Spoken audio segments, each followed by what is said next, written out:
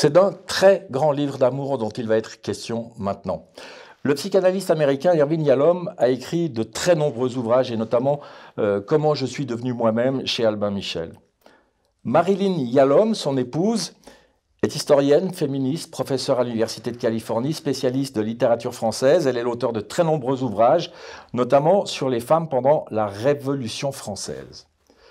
Irvin Yalom a consacré sa carrière à conseiller ceux qui souffrent d'anxiété et de chagrin, et à les aider à faire face à l'idée de la mort. Et un jour, sa femme, Marilyn, a été atteinte d'un cancer très grave dont elle connaissait l'issue. Irvin Yalom nous raconte l'histoire d'un livre absolument incroyable. I'd like to talk about the other book that we wrote, and I think probably some of you have seen this picture on the book. And there's a picture of Marilyn and me walking down this path in Bowles Park near my home. And one day when we were walking on that,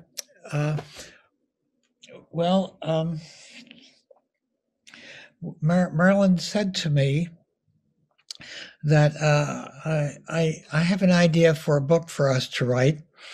And I said to her, and she told me it would be a book about her own illness and what was going to happen to her, and then we should write that book together. And Marilyn's often coming up with book projects, very, very often, many more than were actually seen to occur.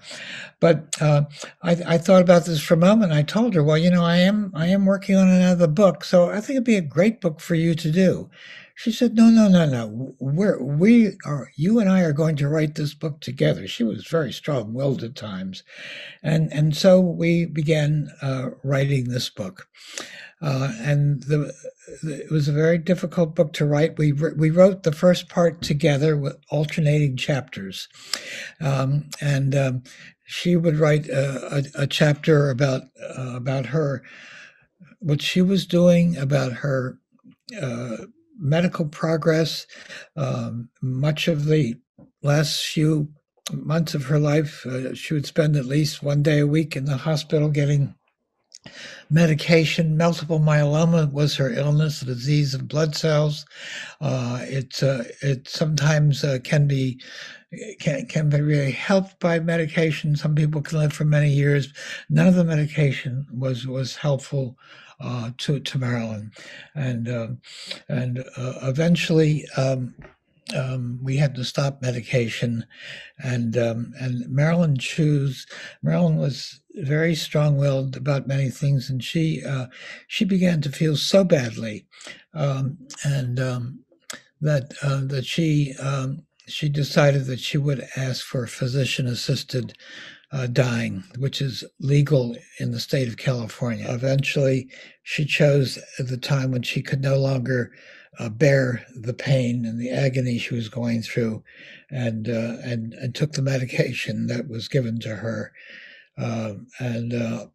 She wanted the whole family near her, and our 4 children were standing around her while she zipped this medication through a straw. You have to be able to drink it yourself.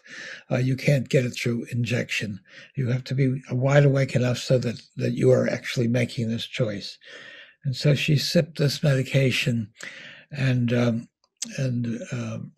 was standing by her side, and I just counted her breaths, and she took 16 breaths, and then she died.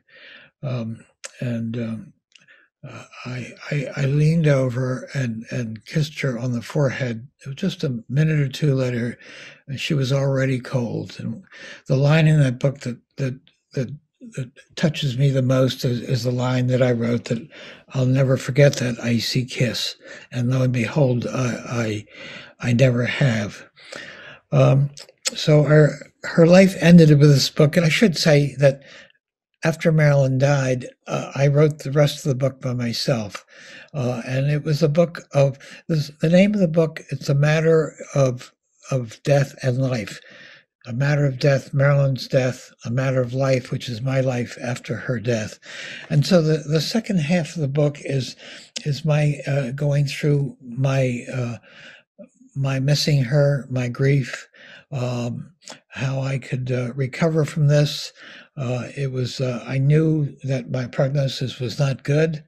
I rarely ever worked with anybody who had such a long relationship, going back to when they were 15. I'm now 89.